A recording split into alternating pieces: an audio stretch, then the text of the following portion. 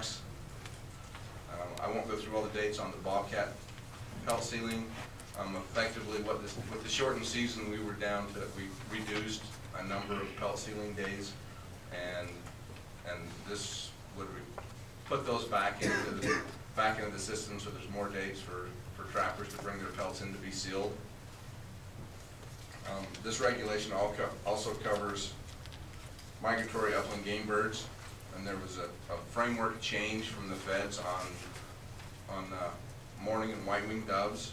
Previous to this year, it was only legal to harvest white-winged doves in Clark and Nye counties, and there's been a slight northward movement of white-winged doves, and so just to make sure that somebody in Lincoln County or someplace north of Clark or Nye County, if they inadvertently happen to have a white-winged dove fly through their shotgun pattern, they're not going to be in violation. So it's opened up statewide that they can harvest those birds. It's unlikely, but this just is make sure that somebody doesn't inadvertently break the law. And then finally, there's a couple of regulation changes on our wildlife management areas. The first one is we recommended moving the Scripps Wildlife Management Area and Washoe Lake State Park from being open on holidays, Saturdays, Sundays, and Wednesdays to being open 7 days a week. And Overton Wildlife Management Area, there's one change there. It was designed originally that Overton and Key Pittman were to be open alternating days, and somewhere along the way the wording was a little off. So in the past, Overton said alternate days, and what happens is when you get a 30-day month, it ends up the next month it shifts it so that Overton and Key Pittman are open on the same day. The verbiage already at Overton, or excuse me, at Key Pittman already says that it's opening season, opening weekend, and all odd days thereafter. And this puts Overton opening weekend and all even days thereafter. That way they would truly be open on alternating days throughout the season. And that's what we are proposing. Mr. Chairman. Yes, Commissioner Helm. Russell, you got any heartburn if we were to move those dates a week as suggested by the one letter from Ira Hansen? No, biologically, I believe that would be sustainable. And it really it makes a little sense because, like you say, by the end of February, they can't get in there anyway. A lot of areas, right? You know, well, depending on the year, some years by December they can't get into those areas. But yes. Yeah. Just for my own personal, are these guys usually putting out 2 traps per set? Is that the? There's a lot of variance. You know, there's a lot of years. The reason why I kind of showed those criteria I look at kind of in order, and the trap days was the lowest because there's so much variation in that. And there's years where we've jumped 200 or 300 trappers in a year, and what it is are people new to trapping. And when that happens, an inexperienced trapper is going to have more trap days to catch a bobcat than an experienced one. So you'll see a slight rise in that. And so you can kind of figure that out. But the number of sets that are put out is just, it varies so greatly. Some guys, will put one in every spot. I've seen guys that, that will put, going up a wash, they'll have half a dozen traps going up the wash trying to, because you just never know which way the bobcat's going to zig or zag as it goes through those areas sometimes. Thank you. Mr. Chairman. Commissioner Shawn?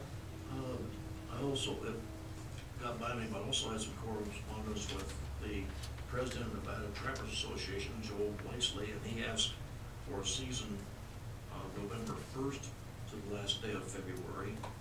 And so if we did that, that would be a 120-day season. If we did that, that would go ahead and satisfy him and take care of Assemblyman Hansen's request for November 12th to February 21st. That'd be encompassed in that area. Would there be anything wrong with a 120-day season if we went to November 1st to the last day of February? I believe that biologically the population could sustain that season. Thank you. Okay, I'm relatively certain Mr. Blakely's gonna get up and speak about that, so, anyway. Is that it for you then, Russell? Yes. Okay, thank you very much. Very informative. Okay, I guess we've had all the questions from the commission, so I'll go ahead and I'll open this up for public comment. So, Mr. Blakely, you want to start off?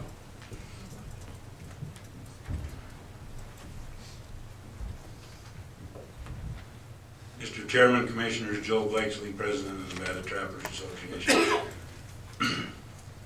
I want to commend Russell on an excellent presentation. There's been a lot of confusion about bobcats over the years because we talk in terms of decimal points and putting the data in terms of how many young animals per 100 adult females, I think, went miles towards making this more understandable for everybody. One thing I would like to say is that Nevada has the best bobcat management and data of any place in the world, by far. I am familiar with what goes on in other states, intimately familiar. I've actually gone to other states and talked about it, and we have absolutely the best thing going anywhere. So it's 35 years of good data.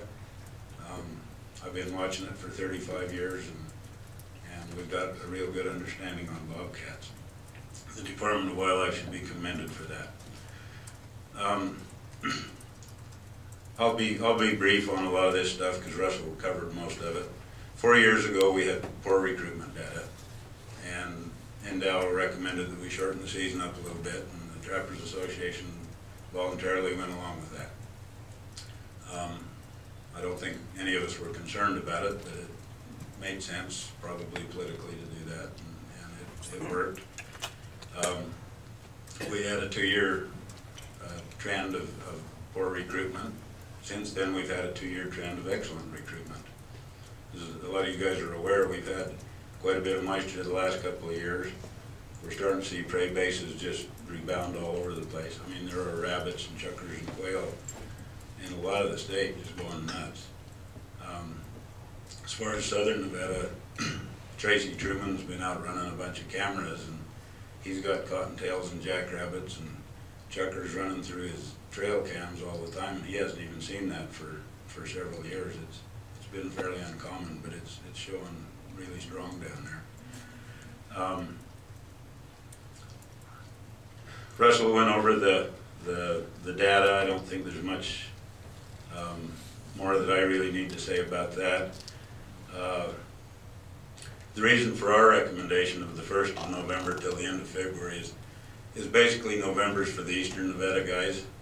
You know, they got snowed out last year. A lot of times, you know, Thanksgiving, or at least by the middle of December, you're done over there if you're in a truck.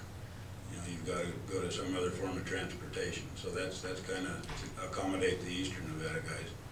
The month of February is more for us fellows in the west and the north, where we've got, you know, the traditional chukar hunting areas. As you know, chukars used to be done at the end of January, and we used to have a month where we could go into some of those areas where you don't dare go because it's a parking lot full of chukar hunters' trucks in February.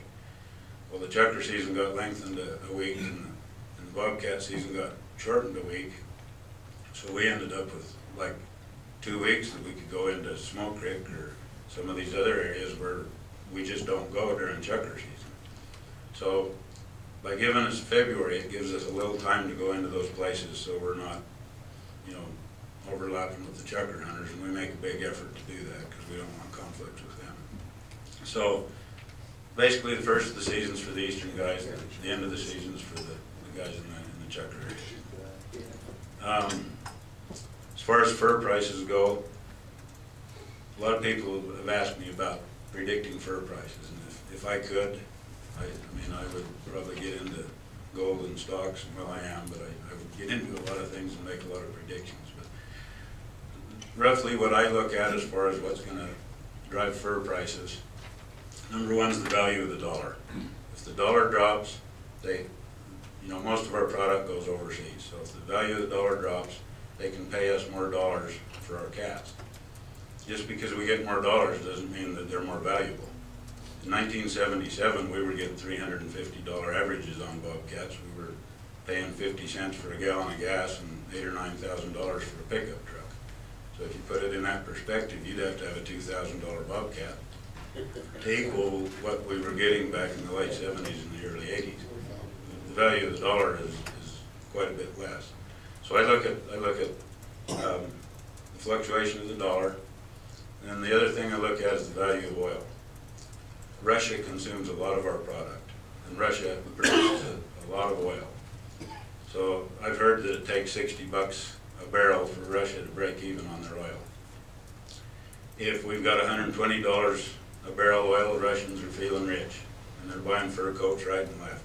If we got $80 oil, they're not feeling quite so rich, and there's not quite as much demand for our product. Oil's been dropping right now.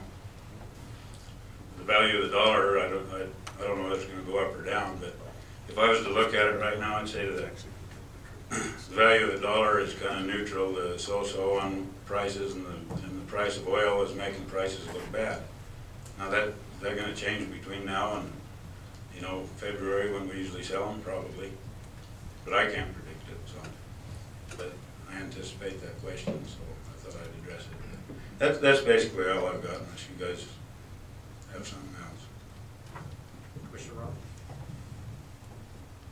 There's the new trappers that go out, and what I'm trying to figure out is you have new trappers out there and your hardcore trappers.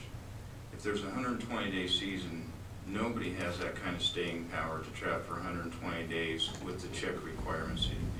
Your mandatory hours you have to get back to your traps. The hardcore guys, how many days do they trap in a 120-day season, do you believe? 30 to 60. Thank you.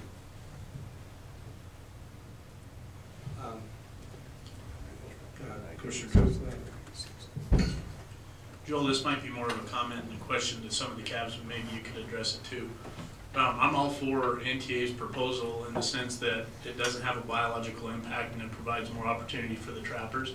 The only reluctance I have is some of the cabs' support for the NDOW proposal, especially those cabs we're looking at for the November extension of the season, like Elko, Eureka, and White Pine. I don't know if you had any thoughts on that or not, but that's kind of what our thought was on that November, moving the November date up. So that's the only reluctance I had in terms of expanding back out to 120 days. That's fair enough. In the old days, I used to have more energy, and I'd jump my truck and I'd drive all over the state and hit the cabs, and I'd send letters out. And, I don't have that energy anymore. Joel, there was, I recall one comment from the cabs that on the front end of the season there was potential for conflict with chucker hunters. But it seems to me that what you're saying is that as a general rule, the trappers try to stay away from the chucker areas. And so anyway, what if you could just comment on that? I think it was Douglas County, but anyway. Absolutely. I mean, last thing we want to do is catch dogs, whether it's chucker dogs or whether it's the trail safe dogs. I mean, we all understand that's the worst thing we can do, and we go to extreme lengths to avoid that. When I trap around town, for instance, I walk past 10 good sets, and I spend that 45 minutes to get up on top of the ridge where it's unlikely I'm going to run into somebody else. But we do a real good job. I mean, obviously when we catch a dog, it can be, it can get a lot of publicity. But for the amount of trap nights that are out there and the amount of dogs we catch, we do very well. It's going to happen once in a while. I mean, that's just, when you have different people using the same terrain, it's occasionally going to happen. My final comment is that I seem to recall that when we shortened the seasons 2 years, the last couple of years, back when we agreed to do that, the statement was made that when the recruitment all the indicators show that the population would bounce back, we would go back to the 120-day season. Is my recollection correct on that? That's correct, but you gotta realize you had a different fur bearer biologist at the time, so you can't, you know, what was said then by one person, it doesn't necessarily transfer over to the next person. That was said at the time. Commissioner Rain? Thank you. Yeah, well, actually, I guess it's some public comment. But I guess my just a basic comment, I guess, on it would be is, you know, and also is I've actually been around on at least a half dozen occasions. I've had, well, either mine or somebody else's dog's actually been caught in trap over. I guess I'm a little bit vagrant. I seem to wonder. I've never had a problem with it. You know, oh my God, no big deal. It's not a big deal. You go over, you let him loose. Generally, they don't put their foot down on the ground. They don't, every once in a while, you know, limping for 10, 20 minutes. It's just never been a deal, you know. And that's one thing, and you know, it's the type of traps that are used, the spacers, whatever. We're in the wrong spot, you know. That's why those tracks are there in the snow. Should have noticed that. 3 years later, oh. But that's one thing. It is an issue, but you go over, you release it. Anybody can release it. Kids release it. Kids release it once. Yeah, it's not, that's the last one, 2 years ago now. So it's not a big deal. And I think that we could definitely have some form of compromise on these dates. I think there's plenty of space in here we could compromise. And we'll find something. Could I address that really quickly? Sure, go ahead. The traps that we use, a lot of guys, we've evolved in our methods, and we're starting to, you know, we found out that bobcats don't have to have a buried trap. You can set them on the ground. So we use a smaller trap. The diameter of the traps we use runs from about 4 1/4 inches to a maximum of 6 inches. So the highest vertical distance when the jaw's closed is 3 inches. So we're talking a 2 to 3 inch hold on the animal. We're not talking about a big old trap with teeth. We're talking about something that big around. And you know, it's easy for a man that's out hunting chuckers to let him go. You know, I have some concerns about some of the ladies that, you know, like a trail safe and whatnot, but I've actually gone to the Humane Society and done a seminar for them to show them how to do it and what to avoid and that type of thing. So, you know, we do the best we can. We also have a trapper education day every year for the young guys and for the new guys that try and get in it. You know, and I always give them a lecture and I tell them, I say, in the eyes of the public, even when you're right, you're wrong. So think about what you're doing. Pay attention before you go out and set a trap. And like I say, I think we've been very, very good about that. So. Okay, thank you. Thank you. Any additional public comment? Mr. Belding, and then Mr. Wellington. I thought I was Irish.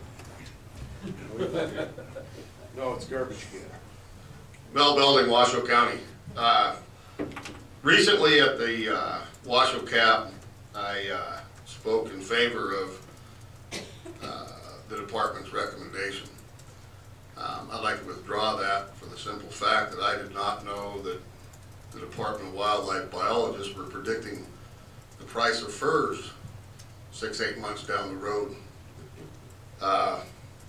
Oil's coming down now. I wonder if that same article that was written that Joel referenced, or Russell referenced, if they would probably alter their value of what the bobcat's going to be or the pelt is going to be.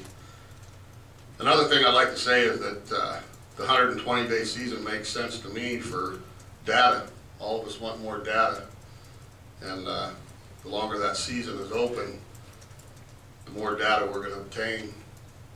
I'd like to say something else about Joel Blakesley.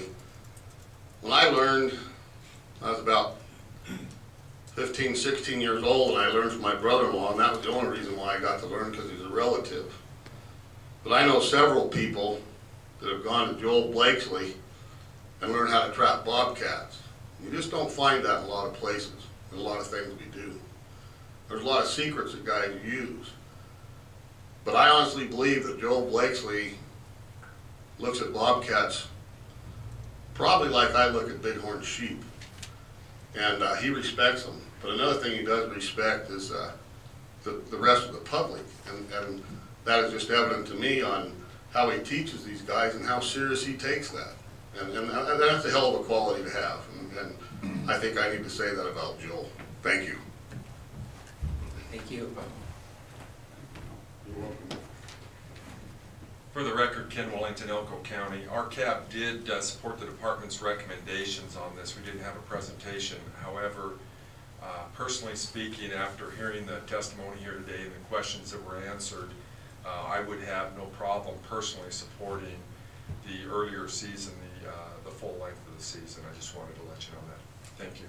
Thank you. Dr. Dixon.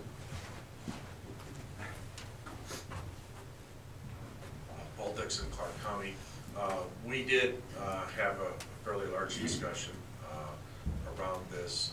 Tracy Truman, I believe, is your vice on my board, so we had somebody that actively, I think I have Tracy, but I also have two other members of my board that I wouldn't call it recreational, but their kids trap like they used to, so that they run things. And so from their perspective, last year they basically stopped trapping in southern Nevada in some of the regions, eastern side there, because they lost days of hunt due to snow. So we very much support everything that Mr. Blakely presented here. I wanted to thank Ken and Russell. Russell came down and spoke at our county advisory board meeting, which I found to be extremely helpful. We had, I think, 7 or 8 members of the public there who represent the Humane Society, the Animal League, Wild Horse League, all there. And they tend to be very critical when we do things of trapping or killing stuff. And between Tracy, myself, and Russell, we were able to talk through why we do things like we did here today. And we really had zero criticism of this hunt where we were going. And I think that's the first time since I've been chairman that we've had this discussion where we didn't have problems. So thank you for making available, and I think coming back to Commissioner Schrumm's comment that if we had our meetings a little bit earlier and we could move around, we could get some of your biologists out to some of these places, because it made a big difference in Clark County for the discussion we had having Russell there. So thank you. Thank you. Mr. Flowers. Washoe held their meeting quite late, and that's why you haven't seen any of our recommendations. We did go with the recommendation from the department based on the information we had on hand. This information wasn't there. This opens up a whole new set of eyes, and from a personal point of view, I could support the Trappers Association. Thank you. Thank you. Walt.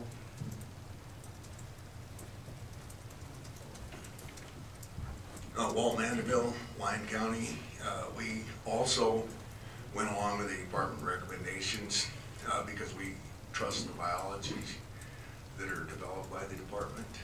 And but we also don't disagree with a 120-day season. I think that would be good. One reason I'm saying some of this is, like Mr. Blakesley indicated, that the trappers, there's a lot of effort to educate the trapping public, and I do believe it's correct that in the state of Nevada they're pretty cautious about where they set their traps, because 1 or 2 stupid trappers can really cause problems. So thank you. Thanks, Walt. Any further public comment? One more public comment.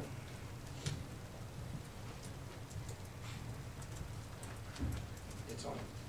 Commission, Jesse Latin from Churchill County.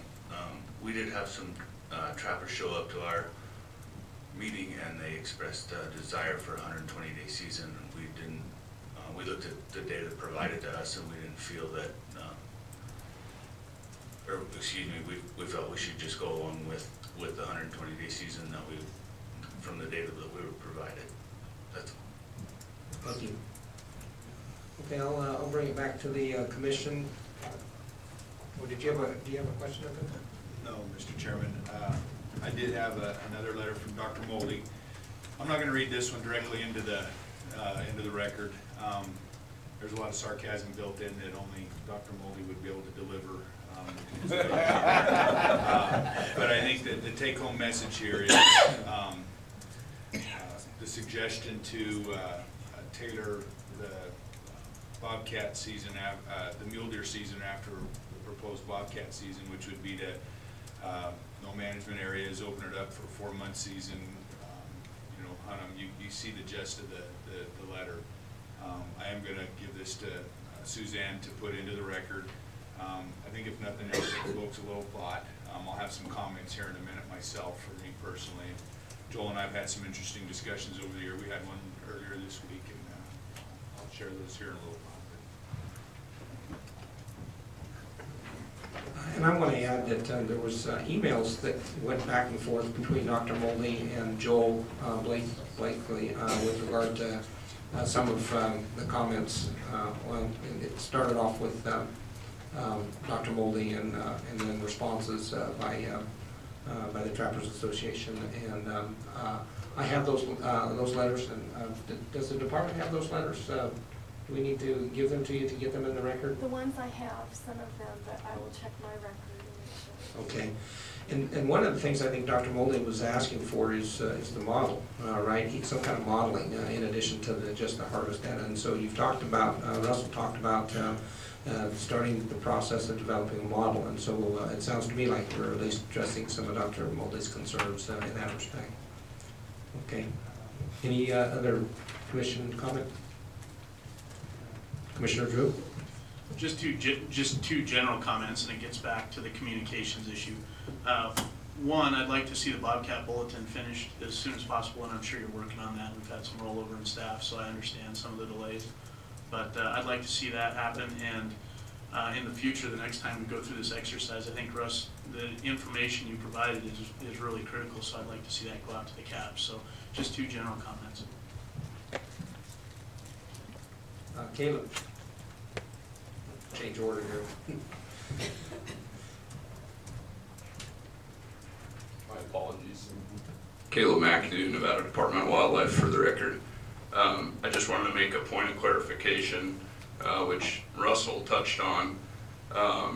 He alluded to the fact that the biologists had speculated on high prices, and that was one of the reasons why we adjusted that season. I think I would want to clarify that we do not speculate on prices. What we were looking at was, in conversations with fur buyers, excuse me, was a decrease in supply. And it was our opinion that effort would increase as such. And as a trapper myself, and I would consider myself to be a hardcore trapper in eastern Nevada, I never know what the prices are going to be when I go to sell my cats at the end of the season. You hear prices during the trapping season. So there's always a certain amount of risk. But looking at long-term trend of prices, looking at supply, looking at demand, you can make your own assessment on how much effort you think you should put in if you're just looking at it from a financial perspective. So I just want to make a point of clarity there that no one tries to predict prices, at least on our end. We just look more at effort and supply and demand. So thank you. Thank you, Caleb. I guess at this point, I want to just make a comment, and it seems to me that when you look at everything that's been presented here, especially the fact that, you know, the way trappers trap, you know, limited to areas just off of roads, you know, our concern as a Department of Wildlife and as a commission is always on the resource. And the question here is, that I think has to be asked is the trapping effort that is occurring or could occur, regardless of prices or anything else, ever going to be impacted seriously with the data that we're seeing here, with the wilderness areas and the fact that it snows and the way trappers trap. I see huge expanses when I look at that map of areas that are probably not getting touched, and that seems to me that to indicate that while there may be localized areas that might get even trapped out, I seriously doubt that this resource is being impacted by this by sportsman's activity here. That's just my perception. I'm not a biologist, but I'm just kind of looking at all data, and it just seems to me that we just simply are, you know, going to have a hard time. Now, with that said, I'm a big advocate of, you know, of backing up what we do with biology and having that as the backstop and the final backstop. So I think the idea of getting the model moving and continue to tweak that like we have our big game model is probably going to give us more defensible position, you know, if there's ever any issues that do come up. So anyway, if anybody has any comments on that, I'd like to hear. But that's kind of that's the message that everybody's been sending, and what I read. Okay, with that said, if I want to entertain a motion on this particular action item.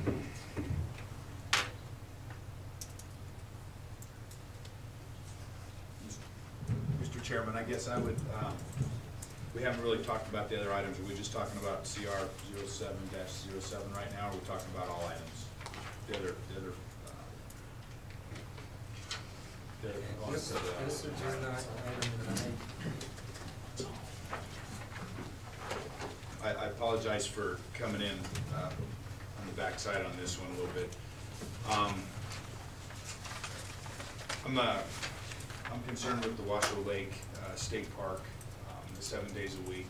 I know that that's, you know, I'm not opposed to hunting that area. That's not the issue, but I know that there are a lot of people that use that area during the week, and I think that the mix that's been there seems to have been pretty somewhat balanced, I guess. It's not a real big area, but I know that it does get a lot of use from other uses, and I just think that there was a pretty reasonable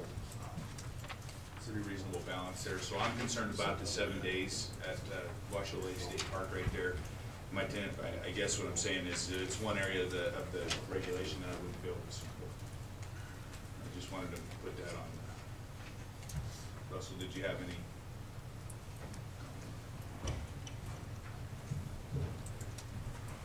I've had extensive communication with Washoe State Parks.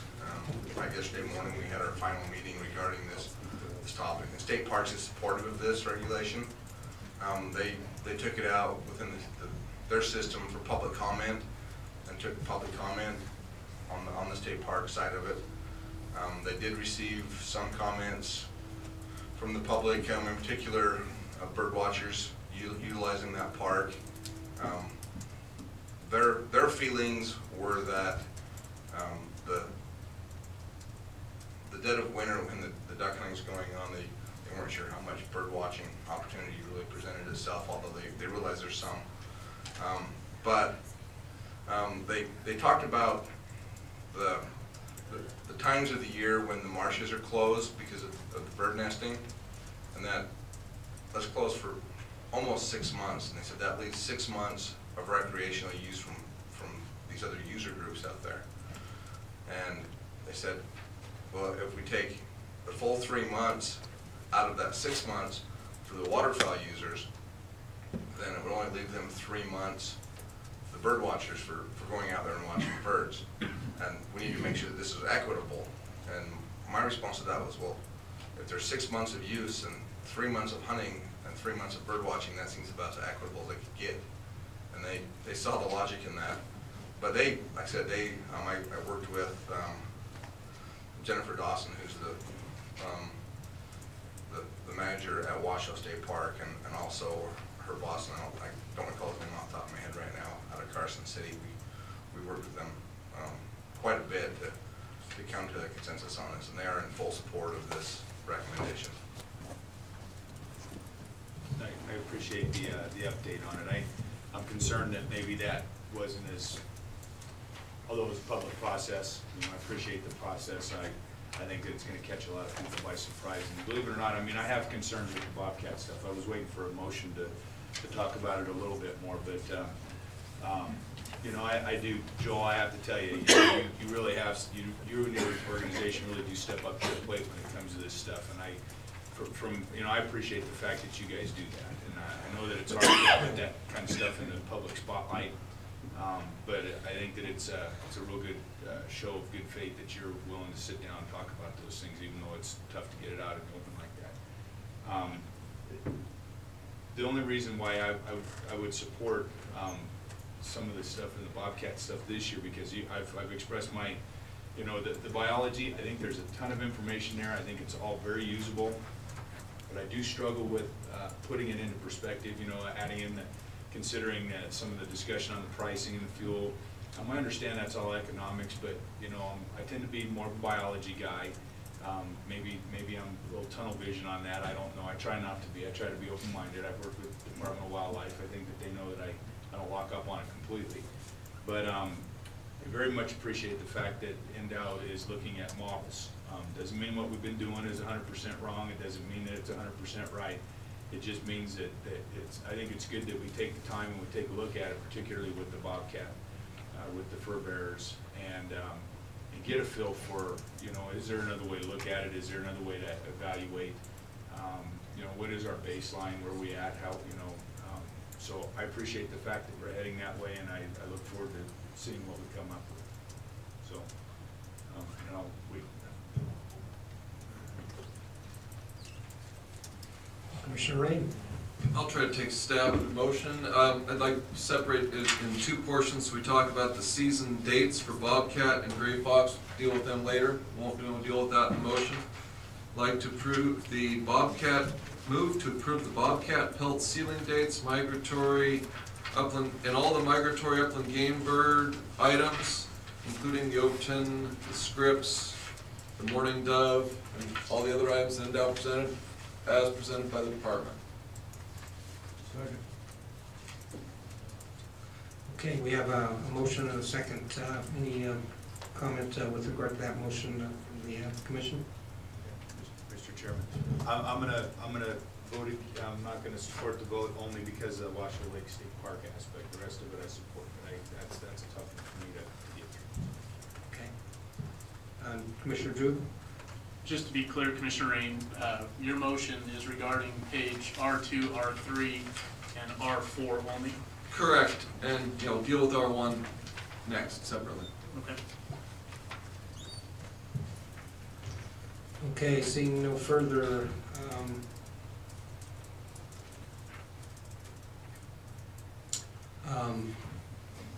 do I need to take this back out to public? Because it's been seconded, okay.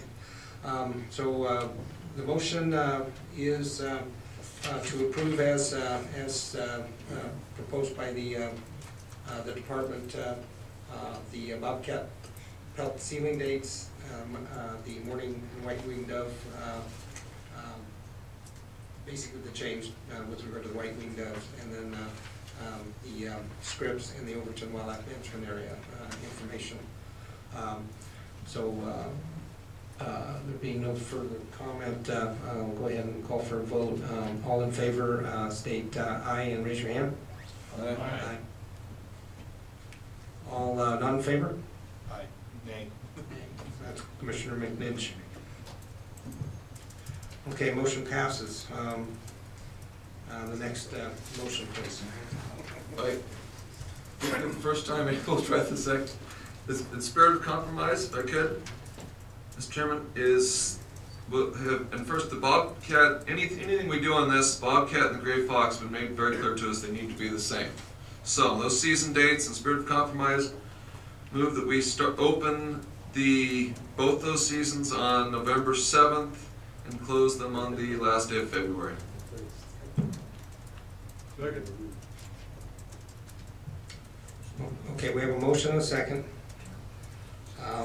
So this is for the season dates for bobcat and gray fox, run concurrently November 7th to the end of February, last day of February. So I'll go ahead and take commission comment on that. Commissioner Rob? After everything I've heard, I'm not going to support that motion because I think we should go to the full 120-day season. What I've heard today is the biggest variable a lot of times isn't the length of the season, it's the prices, it's the weather, it's everything. So I think the 120-day season is justified. So I'm not gonna support the motion, and we'll see where it goes. I'm likewise not going to support the motion. I think that everything's been presented, that the 120-day season is reasonable, and that's what the sportsman group wants. So that's going to be what I'm going to support. No further discussion? Okay, I'll either entertain an amendment to the motion, or we'll go ahead and vote on the motion. Okay, let's go ahead and vote. All in favor of the motion, raise your hand, state aye. Aye. All opposed? No? Okay, looks like 5-3. 5-3 with Rain, Shrum, and Howell voting yes, and the remainder voting no. Okay, that means we need to have another motion.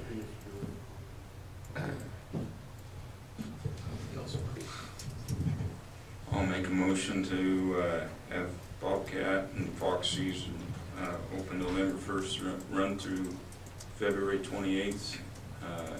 29th this year, last day. 29th, I'm sorry. Last day of February, thank you. And that's my motion. Second. Okay, we have a motion, a second. Any discussion on the motion? Commissioner McNitch.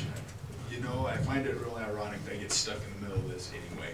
So I hope we come up with a really good model for this. This isn't exactly where I like to be, but you know, I've always been supportive of biology. You know, my tendency would be to go with staff on this to the 19th, understanding that there's a lot of variables going on. And I do understand the thought process that's being used for the you know, that there's a lot of cats out there that aren't being pushed, and that there's a lot of habitat and stuff, but I really hope that we get some kind of model working that we can deviate from this and we can all get on the same page. So I'll support the motion, but it's not one of my favorites today. Commissioner Drew.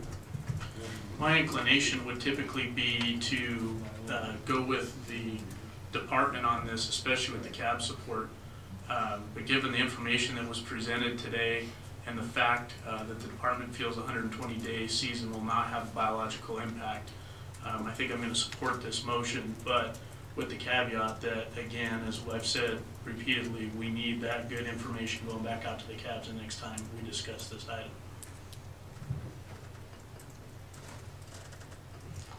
Okay, seeing no further commission comment, I'll go ahead and call for the vote. All in favor of the motion, raise your hand, state aye. Aye.